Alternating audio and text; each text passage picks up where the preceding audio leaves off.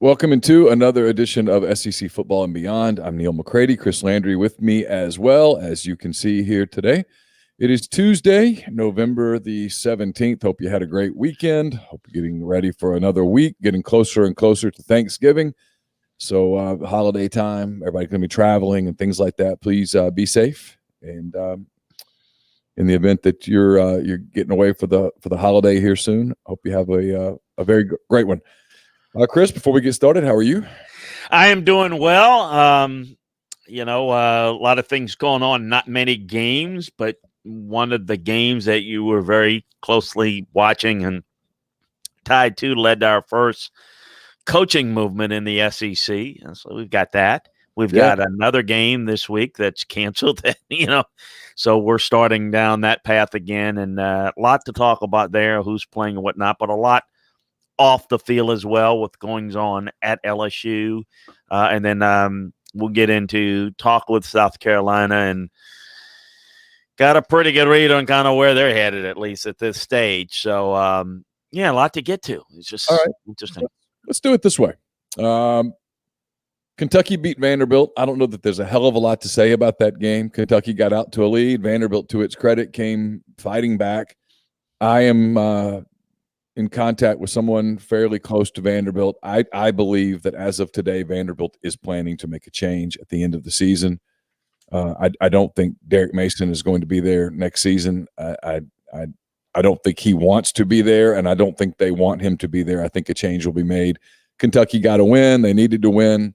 They got to win. I don't know that there's a hell of a lot to say about that game. Feel free to expound for the next 48 minutes on that game, but I watched it, and it was kind of what you'd expect, I think. Let me just say this. Yeah, you're right. It looked like, first of all, good fight by Vanderbilt getting back in, and Kentucky played sloppy.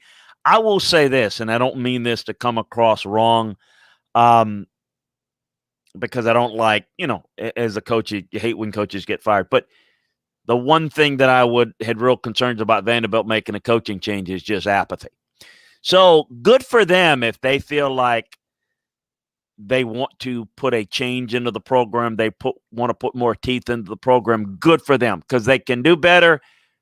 But do they want to do better, or is it cosmetic changes? We're going to make a change because, that's the problem. The change at Vanderbilt, or the change that needs to be made at Vanderbilt, the problem that's at Vanderbilt are deeper than that.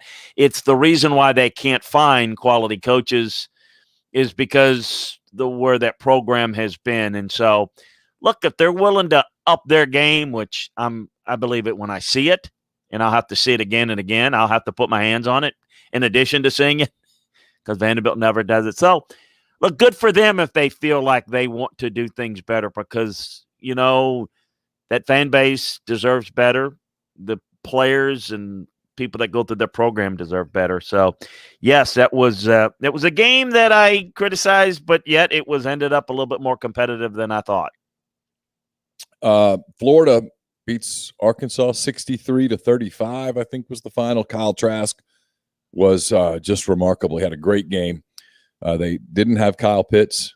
They proved that they have weapons galore in that offense. And Arkansas, for as hard as Arkansas tries to play, they get out-athleted in games like that. And Florida executed. And when Florida plays at that level, Arkansas had no chance. So the Gators get a win. Arkansas, again, put up a fight, but there was not enough. They didn't have enough weapons to win that one. Florida continues to look like a team that, especially on one side of the ball, really interesting. On the other side of the ball, to your point, you said it a week ago, you said there's just not enough defensively for Florida to win a game against a team like an Alabama. And I think you were proven to be prescient there, because while Florida is going to score points against Alabama on December the 19th, they can't stop them. Yeah, look, I think this Florida team's explosive. I think even without Pitts, they're able to move the football. You see that they've got not generationally great weapons at receiver, but good ones. They can spread the ball around. They're very well coached. Trask is outstanding. He is just really poised. He's just really helped himself out a lot. And I say it all the time, Dan Mullen does a great job accentuating what a quarterback does well and kind of hiding what maybe is not their strength. That's coaching. And boy, he is really good with that. Of all the things he does, that's the thing he does best. So I was watching an NFL game last night that I don't want to spend any time talking about because it was hideous. But obviously quarterback play in the NFL is a premium. Kyle Trask, is he a first-round pick? He'll end up when I get done with them, my grade will probably have him as a high second-round grade, which will probably put him into the late first round for somebody. I think there's going to be about 5 or 6 guys at the quarterback position go in that late first round. I think he would be in that 5th or 6th group. He would be in that Mac Jones category of guys that have improved themselves a great deal, really good decision makers, very high grades in capacity and willingness to learn. And, I think he has a really good chance. He does. High first round? No. Is he Joe Burrow from last year? No. But he's got a chance to go there, yes. Then the other game, and the game that will lead into our South Carolina conversation, Ole Miss beats South Carolina 59-42, I believe was the final. Mm-hmm. I'd cover it. You think I'd remember the score? Yeah, it's I don't know what's a few points here, there, and again. Yeah, that's it though. You nailed it. We'll get to the Gamecocks. They made a decision to fire Will Muschamp on Sunday. We'll talk about that in just a minute. Let's talk about Ole Miss for a second. 59 points, 708 yards of offense. Struggled to run the ball at times, but that passing attack was remarkable. Matt Corral, first Ole Miss quarterback in history to throw for more than 500 yards in a game. I was talking to a good friend of mine a minute ago. If you throw the Arkansas game out, and I realize that's not how it works. You don't get to throw out your worst game. But if you were allowed a mulligan, and you look at Matt Corral's season, Chris, he's got 3 interceptions, 1 on a tipped ball against Florida, 1 on a last play of the game desperation heave that sometimes ends in an interception, and that one did, and 1 on a bad read in the first quarter against Auburn. Got basically 1 pick that's his fault in 6 games for a quarterback who a year ago the previous staff gave up on him because they said he can't make good decisions. It speaks volumes, in my opinion, to the job that Lane Kiffin and Jeff Lebby have done with him. Mm-hmm. It speaks volumes to the young man himself. Didn't have a spring in a new system. 3rd system in 3 years at Ole Miss. Didn't have, as we know, no one didn't have a typical off season, all that stuff. And yet you look at where he is today, and it's remarkable. I mean, I've always believed that Corral was the best quarterback on that roster. I've said it for a while. It cost me some advertising dollars, if we're being honest. It cost me some not credibility, but some people pushed back last year when I said this going to John Rice Plumlee was a mistake. All that being said, I mean, where this kid is this November as opposed to last November is absolutely remarkable. Coaching matters. It matters a lot in development of players, being able to utilize, I think, some good weapons. I mean, Elijah Moore is really, really an underrated player, really special. Matt Corral is a kid that's been around enough, and I think this is, as we talked about with Dan Mullen, you've got in Lane Kiffin a guy that does a really good job. I've said it before. He can take, and I don't mean this sounds like I don't mean this as a negative to the young man, but he can take a guy like a Blake Sims who has really very limited ability as a quarterback and get the most out of him. That's what you need to do as a coach. And Lane, the full package as a coach, that story is to be written down the road. But in terms of his ability to get out of the quarterback position and to build an offense, it's pretty good. And I was looking at it and kind of grading it out. There's no doubt that Alabama and Florida's offenses are great and their teams are better. Ole Miss's offenses is in that category. I mean, I would put it third, but they're in that group, and there's a bigger and I think A&M's offense has been really good. Another well coach. It's different. It's built a little different, but those are 4 offenses that are really good in a league where everybody's trying to figure things out, and people are. There are 4 offenses that are playing at a high level, and Ole Miss is one of them. And I think that it is a lot to do with Lane. And I think Jeff is doing a good job, but kind of under Lane's tutelage of how they want to do it. They do a great job of isolating guys. They do a good job with formations, and pre-snap movements to give strong indicators. Basically, it gives you a chance to read the defense's mail pre-snap so that it becomes an easier game to play. It's nothing against any quarterback or match. Sure. It's just a lot easier to play it when you can have a real good idea where to go based upon what you're seeing. It's like teaching the quarterback, look, don't worry about the reads. We will design it for you so that you can be really decisive, and that's what he's always done. I mean, look, he did it with Jalen Hurts, and, I think Jalen had some limitations and as well as a passer, but got a lot out of him. He's doing a phenomenal job. This offensive performance was really, really good.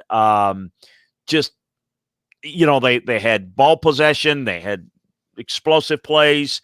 And look, let's call it what it is. They took advantage of some big time coverage breakdowns, what ultimately ended up being the final straw in Will.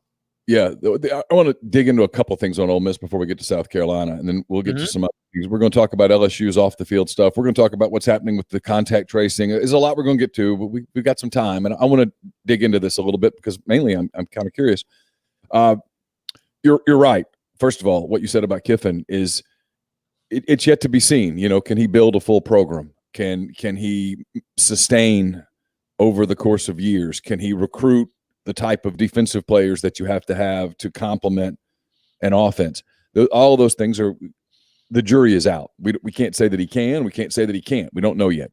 What I was impressed with him and with that offense on Saturday is that their defense wasn't stopping anybody. Ole Miss's defense was not stopping South Carolina. And it's kind of like a baseball pitcher. There's a difference between cruising through a shutout when you're the pitcher and your offense is giving you 8 runs. You're kind of carefree. And there's a difference between that and the pressure of pitching in a game where it's nothing, 5th inning, 6th inning, 7th inning, where, hey, if I hang one curveball here, I lose. You know what I mean? There's a total difference. And they were playing in a shutout. They were pitching in a shutout where the other team's pitching a shutout too. And I know that doesn't make sense in a high-scoring football game, but my point. Every possession, there was pressure. Hey, if we don't get 7 here, we might lose the game. We have 1 3 and out, we might lose the game.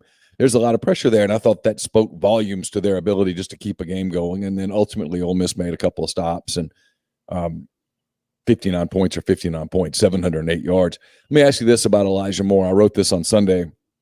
I thought Lane helped Elijah make a lot of money on Sunday. Put him at running back, had 4 carries, basically 8-9 yards a carry, had 1 carry that got called back on a hold call.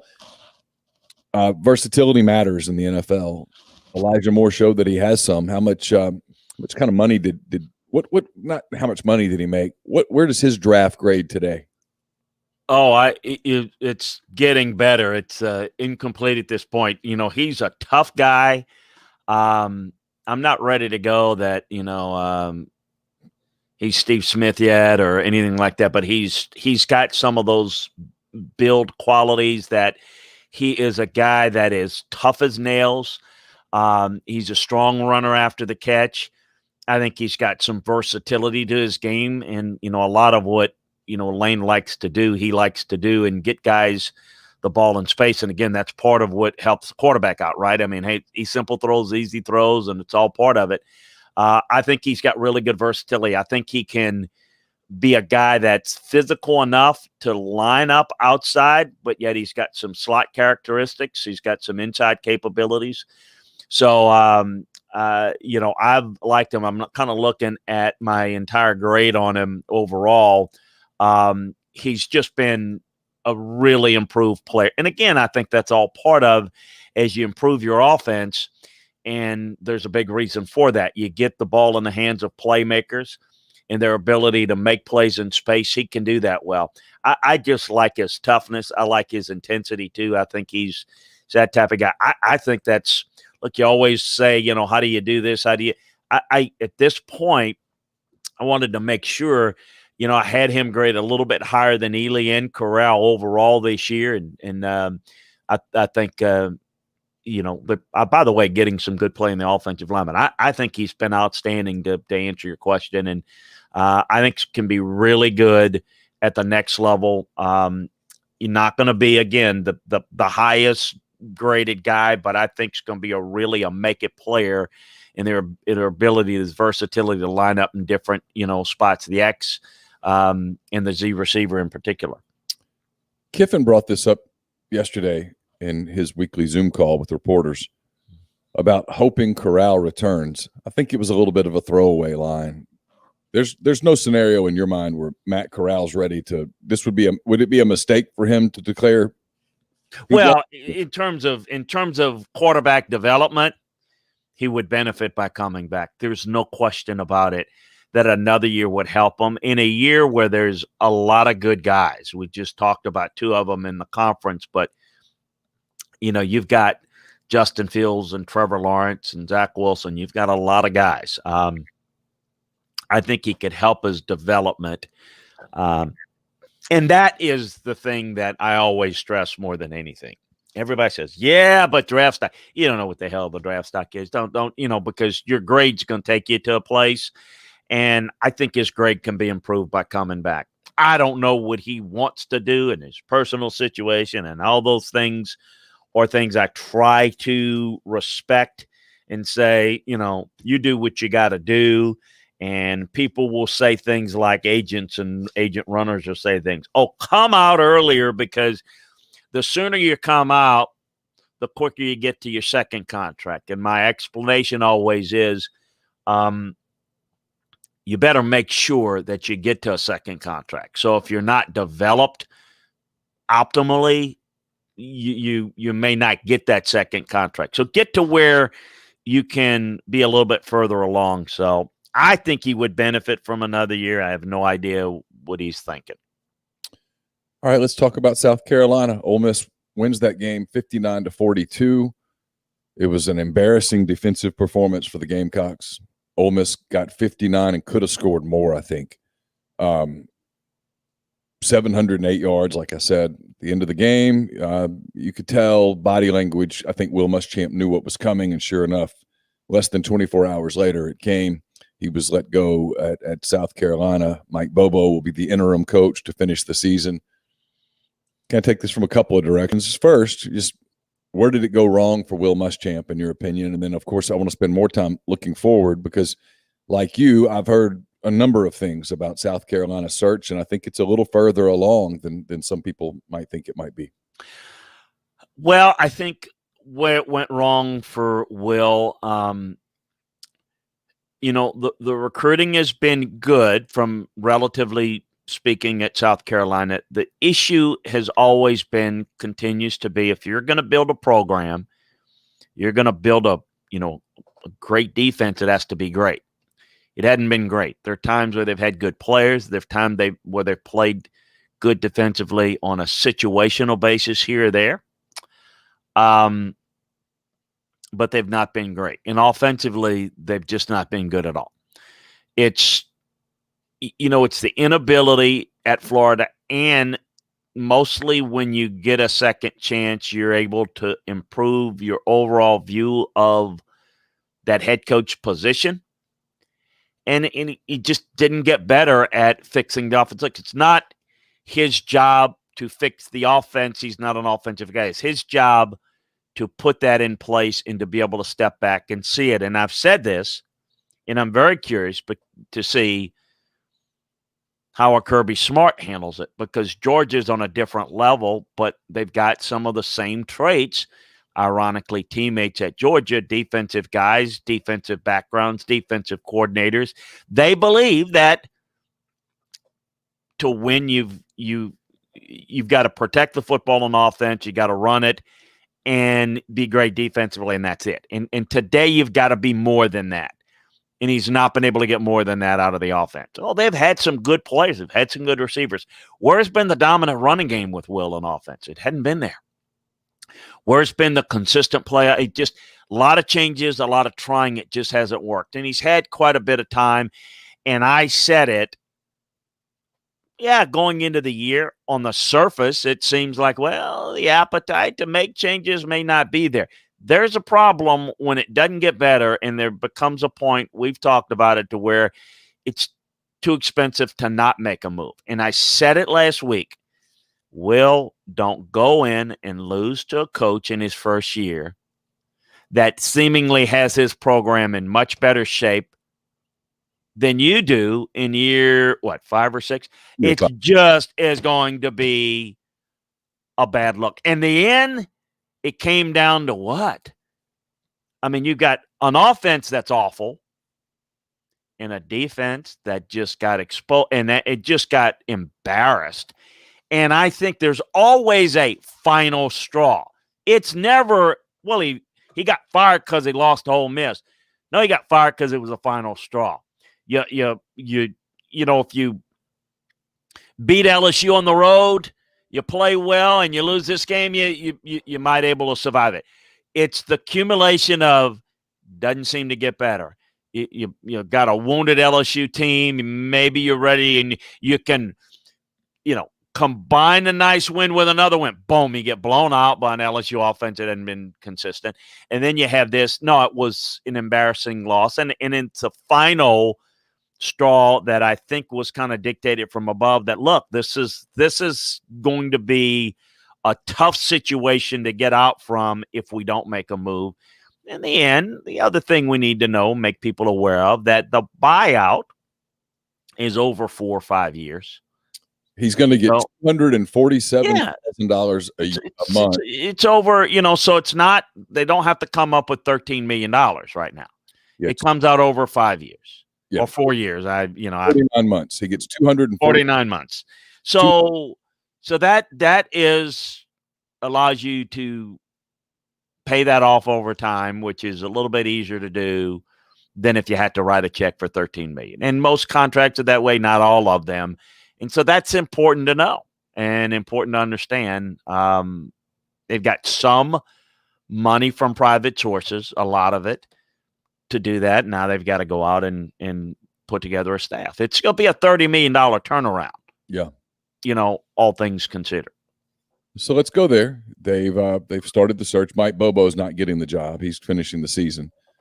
The name that I heard the most on Sunday night, the media keeps talking about Hugh Freeze. A lot of Hugh Freeze. And I think Freeze is on their list. But I think this is Billy Napier's job to turn down. Yeah, that's who they're going to hire. It's going to be an upset at this point if it's not Billy. And I think Billy wants the job, and I think that's who they're going to end up hiring. The way I would describe, and listen, I'm on record saying I think Billy's a good coach. I think he can do a good job there. To me, I think you can be a good coach, but is that the best hire? I think from a pure football standpoint, if you've got a chance to hire a Hugh Freeze and you want to be special at South Carolina, that's a deal you need to get done, and you need to get done pretty quickly. And apparently there's not the appetite for doing it. They're going to vet him and they're going to look into it. But at the end, the basically two guys that are, the main guys, the new president, Chasm, is, and I say new, he's been there about a year, West Point guy, and obviously Ray Tanner. It's just not. Yep. They're It's not a sizzle hire. Well, Freeze would be a sizzle hire, sizzle good, sizzle bad, whatever it would be. That's not why you hire him. You hire him because the guy's a proven head coach in this league that could, I think, potentially take South Carolina to a different level. I think Billy Napier could do a good job, and I think he's come a long way from being the 28-year-old coordinator at Clemson that got fired. And I just think there's not very often you get a chance to get a guy like a Hugh Freeze. I guess that's my point. He's out there because of some off the field issues. And look, I'm gonna be, honest. I know Hugh. I don't know him. I don't know I would think he'd be the safest hire you can get. I could not imagine him taking a wrong step again, because I think he knows what happens if it does.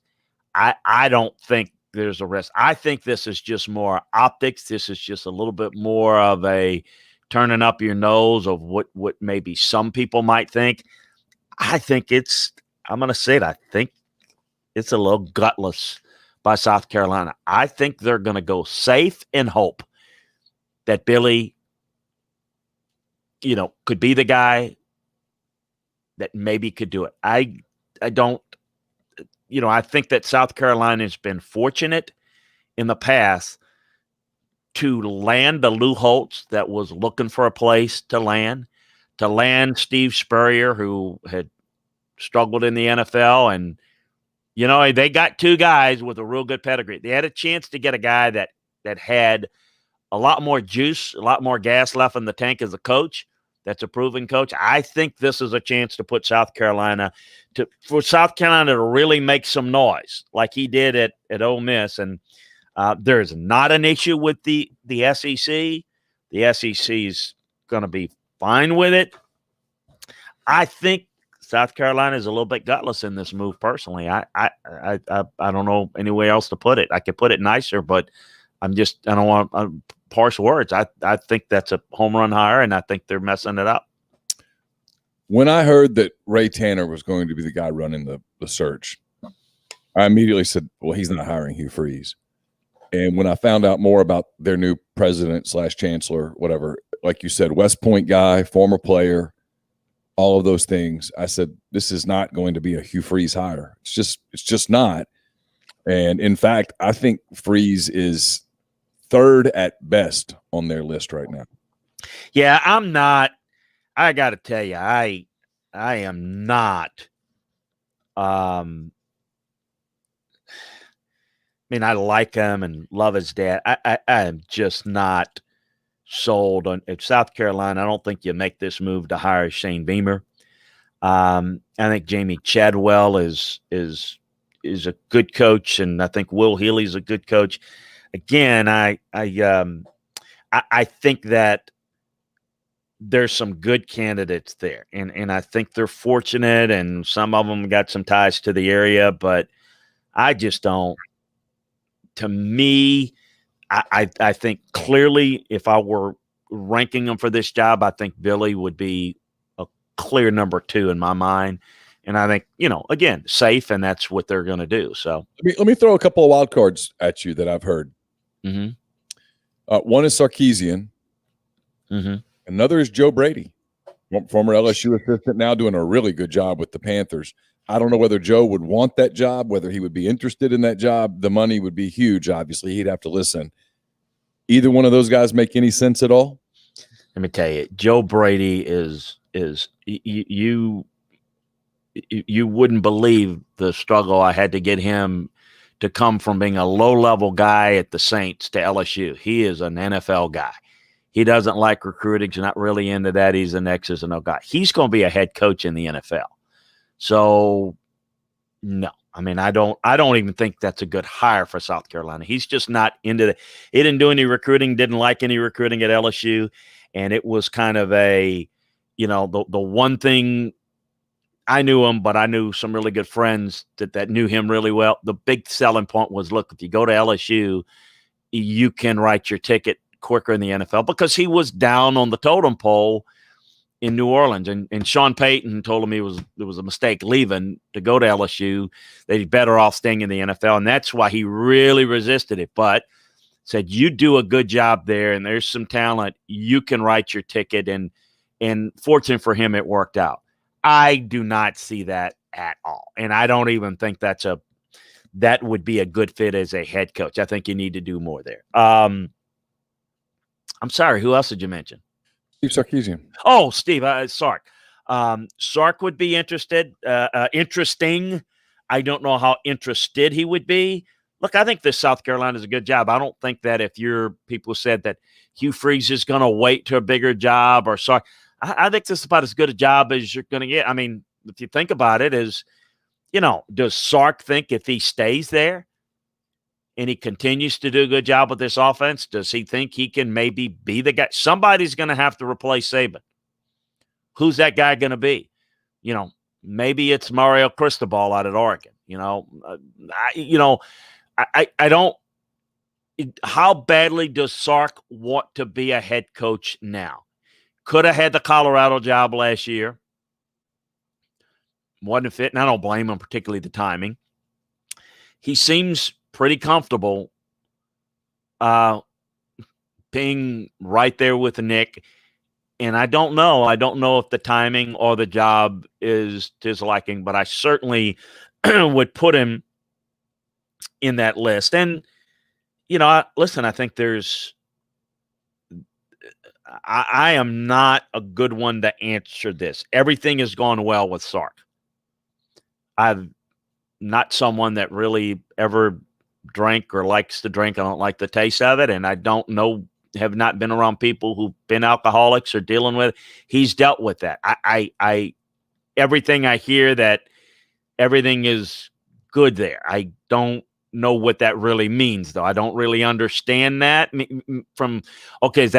I hear that once you're an alcoholic, it's always a battle. I worry a little bit for him. Does he get in a high pressure head coaching job? Is that something that comes back? Or is it completely behind him? I don't know I'm not a professional in that area. Right. I don't think that's an issue so I'm hoping that, look, I tell this all the time, and I don't mean to be flippant. Working for Nick could make you drink if you don't want to. So if he's able to handle that pressure, maybe he can. If that's what he wants, I like Sark. I think he's good. I don't know. It's been a little while. I thought did a good job at Washington. Got him back to USC. Things were going pretty well there. Didn't go well at USC. I don't know. To me, if you're going to take a risk on Hugh Freeze in my mind. All right. One of the things that was talked about going into the season was, hey, it's a pandemic year, it's a COVID year. All that matters is that you get to the TV, you get the TV money, you get to the games, and no one's going to get fired. Well, now that one's been fired, does that open the floodgates for others to get fired? I mean, I'm talking about we already mentioned Derek Mason. I've heard a name there. I'm not at liberty to say it. I would say that it would be splashy and risky, but it's a big name. Could anything perceivably happen at Tennessee? And then the other one that, as kind of get to, I know they're 1 year removed from the absolute top of the mountaintop. The fall, at least from my perspective, for LSU, and I'm not even talking about on the field, off the field, on the field in general, looks to be precipitous, including this latest story from USA Today about the Title IX violations and sexual assault on campus that appears to have been, at least from a documentation standpoint, somewhat overlooked, somewhat ignored, somewhat brushed to the side. It's a terrible look for Ed Orgeron and his program. Is there any scenario where LSU could cut bait? On Tennessee, I don't think anything's going to happen with Jeremy this year. Look, I mean, if they lose the rest of their games, including Vanderbilt, and somebody says we're writing the check and this is how it's going to be, and I mean, I don't think you can 100% rule out anything. I don't think that's going to be the case. It's going to have to be forced on Phillip, because Phillip is not going to turn around after giving him an extension, I mean, just right at the start of the season or a month before, I forget. Now getting rid of him. So I think that is a you better win next year or else situation in Knoxville. That's what I think. And again, let's let the rest of the season play out. That could change that, but I don't see that. Nothing's going to happen at LSU unless it is found out off the field and it is, you can fire somebody with cause. And it has to be, all of this has to be just, so they're not going to pay him off. They're not doing that.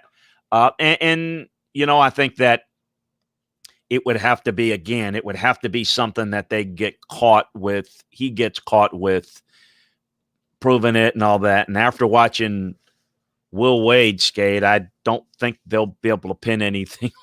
I mean, so I would say no and no. Tennessee's maybe a little bit more possibility with LSU. After 1 year, that's not even going to be something that is disappointed as the fans are, and the ones that are maybe not quite convinced that Ed's the consistent winner, even those fan bases, is one of their guys that won the title last year. I think last year saved him, and I think to the point where if things are found out, it's going to be pinned on somebody else other than Ed and somebody. So I see zero unless there's pictures and audio tapes that would just, completely say it, and I can't even envision that. I mean, it would have to be a, speaking of that, it'd have to be a Hugh Freeze situation. Yeah. It would have to be a Hugh Freeze situation and maybe more. Maybe more. It's an instant beyond Orgeron, though. It goes above him. I mean, this is an institutional control thing. This is not all. You can't pin all of it on Ed Orgeron. Correct. This is above him. This is institutionally. They knew they had issues, or should have known. They knew they had issues with Darius Geis. They knew they had issues with Drake Davis. They knew, according to this USA Today story. And listen, anytime Nancy Armour's name is on a byline, I'm paying attention. They knew on this USA Today story that there were other players. There were sexual assault allegations that were not properly handled institutionally. For LSU, the university, it's a terrible look. Yeah, and again, that's what I'm saying. It's okay. You've got different presidents and different administrators involved. So it's very easy to say, oh, yeah, this is awful. We can't believe they, and if it turns out to it pretty easy to fire a chancellor, a vice chancellor, people. And if you want to protect the head coach and say, oh, he didn't know, there's ways to do that. We know that. And I think that's where we are there. Let me say this. Because, this stuff has come out, but there's this whole thing of what did they know and when did they know it and how bad it was and what have you. And no one quite ever knows quite the answer to that. But let me just say this. People don't know that maybe listen to this. My background is as an NFL scout, and I do consulting work in the league. You hear things, but hearing things, I'm not an investigator. It's not what I do. I mean, I get information. That's you got to follow up with it. In the NFL, we have investigators. You don't have to have a record. You don't have to have been arrested. You don't have to have anything on campus that's provable, whatever. There's information that we get from league officials, former FBI folks that know things. They know things. You may not know all the details, but you know stuff that's going on. When Darius Geis dropped in the draft, there was a lot of folks, including a lot of folks in the media in Baton Rouge. Oh, this is, it's bad. It's a shame you're doing that to that poor kid. Good kid and a bad background. And, there was stuff there. Exactly what, I don't know. But I can tell you there was stuff. Seen it, read it, still got it, files in one of those books there, up there a little bit, okay?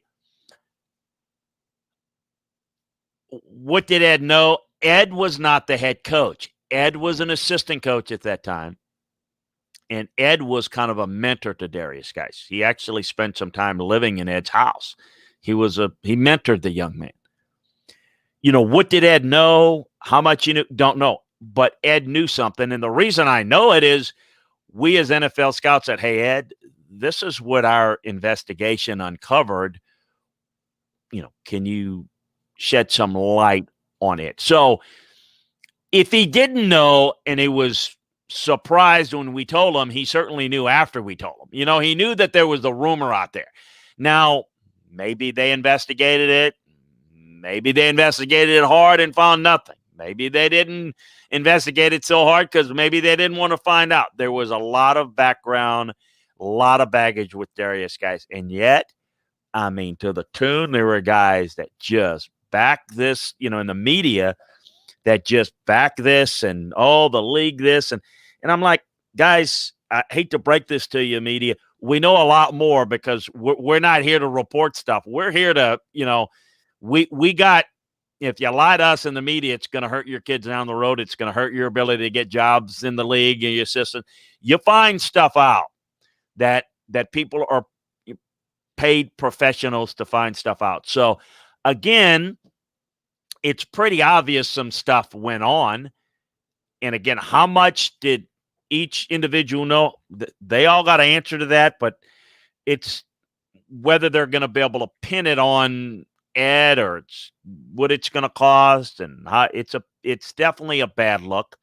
And it's on the heels of, we just talked, 2 weeks ago about the issue with the guy that funneled money from the Our Lady of the Lake Children's Hospital and funneled money to players. And so you got NCAA stuff that they uncovered because, they're paying rent. The NCAA is in Baton Rouge just on following Will Wade alone.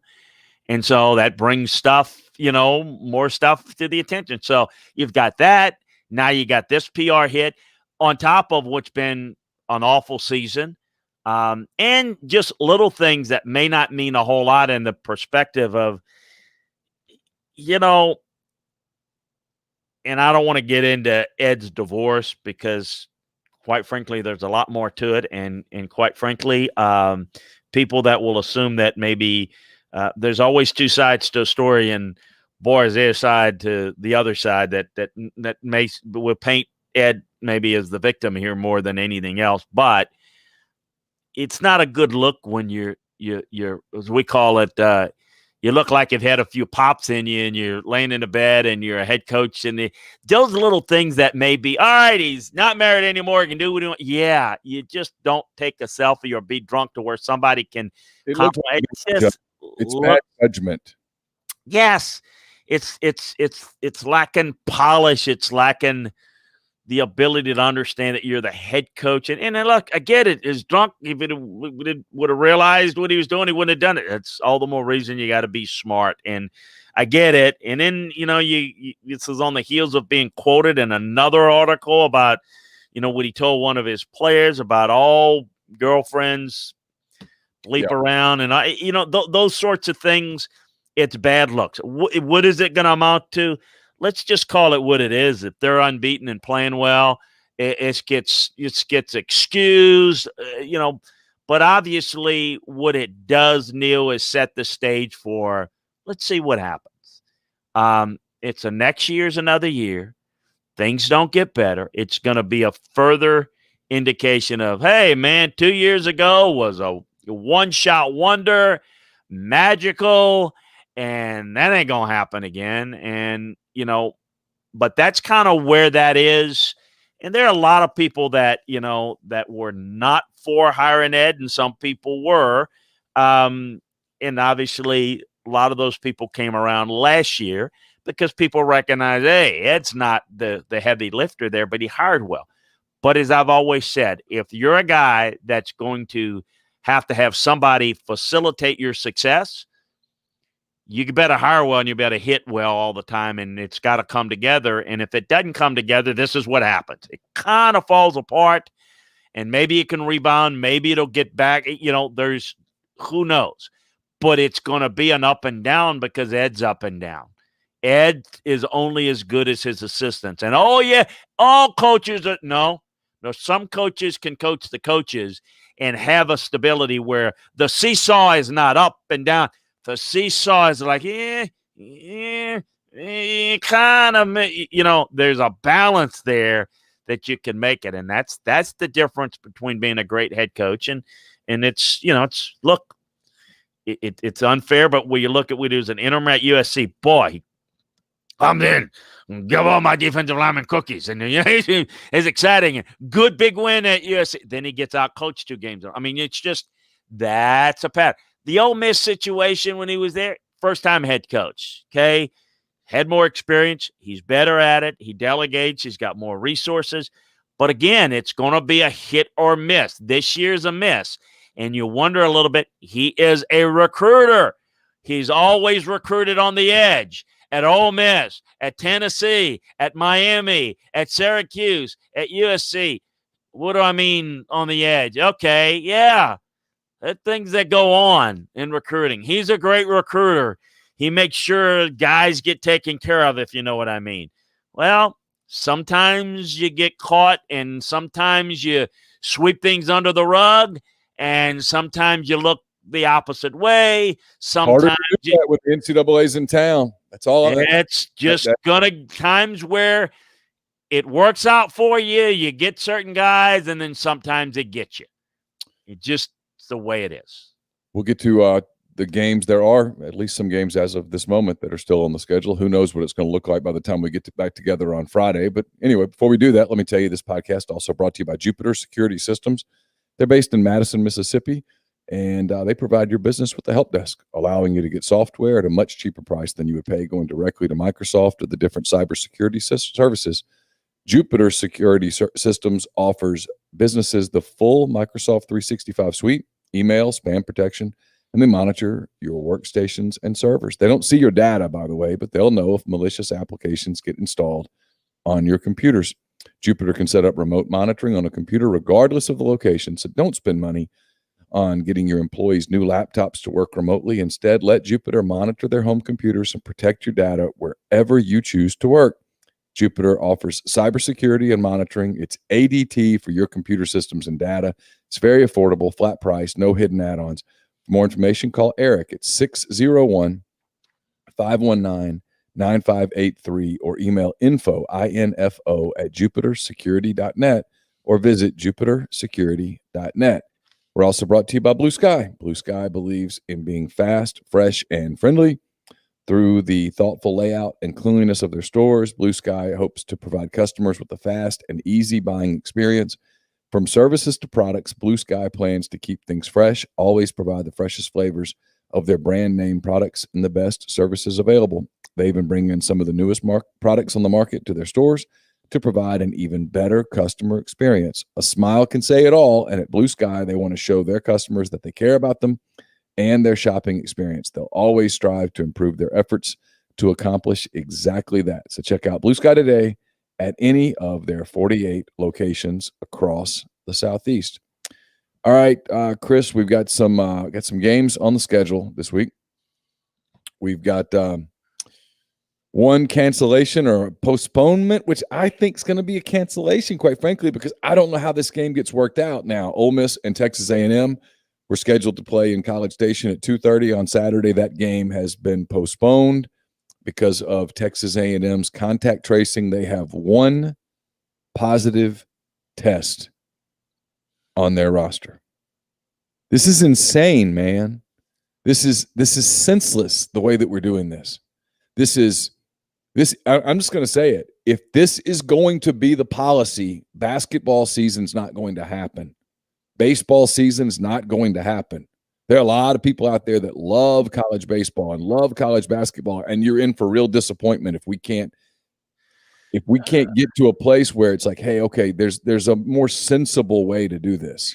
Sounds like in basketball they'll just say, "Hey, take the time off. We'll take all 300. I think it's 327 basketball programs. We'll meet you in Indianapolis. We'll have March Madness for more than a month, and we'll put everybody in a bubble. We'll just play 1 month. That's about that. That's all they care about. We'll make the money for the tournament, and that's it. And Yeah, because without they're out of business. They have to have that money. well, and I don't know if you do the 20%, but 20% on a college basketball is, and even what Rupp Arena. I mean, what would that be? How many 2,000? I mean, nothing. How many people they get? Rupp is what, 18, so that'd be 3,600 people. Okay, so not going to do a whole lot. Yeah, no, it's going to be interesting. Yeah, no, it's tough, and A&M's having a good season, and you wonder. This just kind of takes the air out of the balloon of their season. I mean, it's a good season. It's a good team, and you wonder with the rhythm. And look, it didn't seem to affect Florida a great deal. They came back. Don't know, but yeah, that's down one game, and I'm hoping for good things in the rest of them. So, what are you hearing down there about when the LSU Alabama game will be made up? I don't know. They came out, I think, because, I mean, everybody's responding to that because that's, I think we're going to play somehow. I think he was asked that because I think there's been a lot of narrative of what you said, and you brought it out. And the more I thought about it, I mean, to be honest with you, as a coach, as a football guy, I'm thinking I want to play, and I'm so busy, and they got to get to the next film, next report, and all that. Thought about it. Yeah, you know what? And you were talking about Lane Kiffin's comment. I had no doubt in my mind, as much as Ed thinks of recruiting, there's no doubt in my mind that getting drilled by Alabama was not going to be we know it wasn't going to be a good look for LSU, but that I don't think they shed a tear at all about not playing that game. I don't know when you play the game. I mean, I really don't. I mean, you tell me. I mean, I don't know. I mean, everybody's got a calendar. When do you play it? You gonna not play the Florida LSU game? What's interesting to me, Chris, is that if you talk to people in Baton Rouge, they'll tell you that Ole Miss is playing in Baton Rouge on December the 19th. And if you talk to people in College Station, they'll tell you that Ole Miss is playing in College Station on December the 19th. Not to be flippant, but Ole Miss is not playing both LSU and Texas A&M on December the 19th. There is probably a way to make this happen, but it involves moving a game. I guess, who is LSU scheduled to play next week? I know they're scheduled to play Arkansas this week. Who's LSU scheduled? They're scheduled to play on the 28th. It's A&M. Yeah. Got Arkansas this week and A&M. Yeah. So I don't know how this all gets done. And let's call it it's priorities. So, I mean, A&M is going to be on the outside looking in probably in the playoffs, but they still could be in the mix. That game is a priority over, Ole Miss or LSU, people who are out of it, and I'm talking national playoffs. Yeah. And that's most people are out of it. I mean, well, there's only 3 teams in the SEC that are still in it. That's correct. So A&M getting a game in is more of a priority. So the answer is Ole Miss A&M is a bigger priority than Ole Miss LSU. Okay. It is. Because of A&M. I mean, it wouldn't matter for A&M to play as many games as possible in case there's a spot open and A&M could make a case for the second team in the SEC. If that's the case, it would behoove them to play as many games and win as many games as possible. It just is. And certainly Alabama playing LSU is important for Alabama, not for LSU, but for Alabama. And I don't think it affects Alabama because if Alabama wins the SEC, they're going in. But I still think that game matters. CBS wants that game. Oh, you got to be kidding me. CBS loses it loses a primetime game with the Masters last week and leading into it. Now they're going to lose the 2:30 game this week. Yep. You got to I haven't looked at the contract. They obviously the SEC's got to lose money. Obviously, CBS is get some money back off not having those games. I mean, you can't help but wonder if CBS in those meetings says, "Hey, hate to use this big word here, but there might be a little bit of a breach of contract." Well, we talked about it. I mean, I got to check this, not to interrupt, but one of the rumors that's out there, and I think there's some validity to it, is that one of the contact tracing people at Texas A&M who would not be able to play this week is Kellen Mond.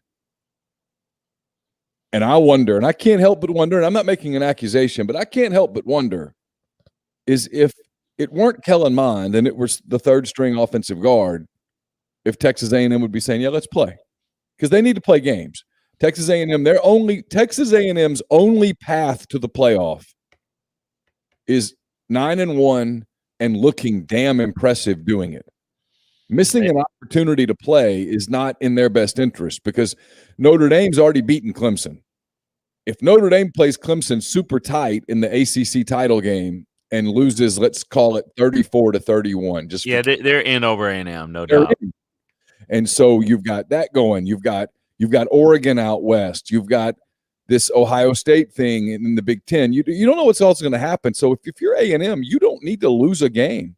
I think they didn't want to play. I think if the rumor's true, it begs the question, did you maybe say, "Hey, we've got a bigger problem and we can't do this," because you were concerned about the competitive disadvantage, which would defeat what they all talked about before the year, which is, hey, we just got to get these games in. Because listen, if you don't get all the games in and you lose money off the TV contract in this season, where you're losing money at the gate, you're losing money with parking, you're losing money at concessions, you're losing money and losing money and losing money, losing some of your TV money hurts. Sure it does. Well, and let's call it what it is. Playing less games and having one loss looks better than losing a second game. Sure. But, if you lose it without Kellen Mond, that will be taken into consideration like Trevor Lawrence losing with Clemson, but it's not quite the same. No, if A&M were to play Ole Miss on Saturday without Kellen Mond and lose, that would be the end of their season. It would be because I just think that there's going to be some other options outside of the league, and I don't think there's any doubt about it. But who knows? And it certainly, I don't know if it's true. It certainly would make some sense. It would make some sense as to why can't they get this done? No, there's not transparency, and this is part of what I always hamper on with college, the SEC and college football. There's not the transparency, and that's a big, big part of the problem. So, it's gonna come down to, to what they're able to fit in. But I would think trying to reschedule those games to where at least A&M would get a chance to play would make the sense. I don't know to answer your question. I don't know when Alabama plays. Let's look at the schedule this week because there's not much on it. Quite frankly, Ole Miss at Texas A&M may have been the most attractive game on the slate. I think so. Instead, you've got Florida at Vanderbilt, which is what it is. LSU and Arkansas has a chance to be an interesting football game. Arkansas back at home. I assume Sam Pittman will be available. Yes. Yeah, because he was positive. So since he was positive, his is only 10 days. Ole Miss at A&M's out. Kentucky at Alabama is just not an interesting contest. Tennessee at Auburn, there is a little interest there. Mississippi State at Georgia is a total mismatch. Missouri at South Carolina has very little interest to anyone. Yeah, with Will gone, it takes the intrigue out of it. No, you're right. The best game of the weekend. It's the reason why Ole Miss A&M was 2:30 start. And what a game. What a game that would have been. It really would be a game because I think Ole Miss can score on anyone. And they can't stop anyone. So it had a chance to be one of those kind of high-scoring pinball sort of games. I think A&M's clearly the better team, and A&M was a 13-point favorite before it was taken off the board. I thought 13 may have been a dash high, but I'm not sure how Ole Miss would have stopped that running game. But it would be interesting, and certainly from a TV standpoint, and this is where CBS is livid, Ole Miss is fast turning into entertaining television in a league where there's not a lot of entertaining television. Yeah, we just talk about it. I mean, the offensive teams we just mentioned, there's really 4 good ones and 3 that are really high level good, and Ole Miss is one of them. And you miss that. And by the way, A&M would be that 4th. So you got Yeah. 4. You've got 2 together, and an A&M team with a lot at stake. Yeah, CBS, it's not going well. Maybe they won't. Maybe the bid, maybe it won't be that much of a bid when the contract runs out and the SEC goes to ABC, ESPN. Maybe CBS will say we don't even want to bid on this. Oh, I think that's a realistic possibility. I really do. I think I don't know. I don't know what that's going to do for CBS, and I don't think college CBS is football. going to be actively involved in a renegotiation. Well, they're not going to. No, I mean they will be dead in the fall on college football Saturdays. Yeah. All right, we will come back on Friday. We'll see where everything stands in terms of what the schedule looks like, whether other games get COVIDed or whatnot, and we'll break them down. Florida at Vanderbilt, LSU at Arkansas, which is interesting in a lot of ways. Kentucky at Alabama is just Alabama holding serve. Tennessee and Auburn has some storylines. Mississippi State at Georgia. Mississippi State, Mike Leach, it's not off to a great start. People are not happy with him in Starkville at this point. And then Missouri at South Carolina, a game that would have, as Chris said, would have had a little intrigue. It doesn't now. The Tigers, though, haven't played but I think one game in about 30-something days. So they need to play football in Columbia, and they had some concerns. They had some concerns yesterday about COVID as well. So we'll talk about coaching searches. We'll talk about I guess what'll be week 9 or week 10 in the SEC. Week 9 in the SEC. And we'll do that on Friday. Again, our thanks to Jupiter Security. Our thanks to Blue Sky. Our thanks to all of you who were listening, including those of you who commented in the threads. Tracy Murray, Sippy Sports Show. Thanks for. Thank you, Tracy. No golf game for me, my friend. No, it's non-existent right now. We appreciate everybody joining us in the chat room. We always join us.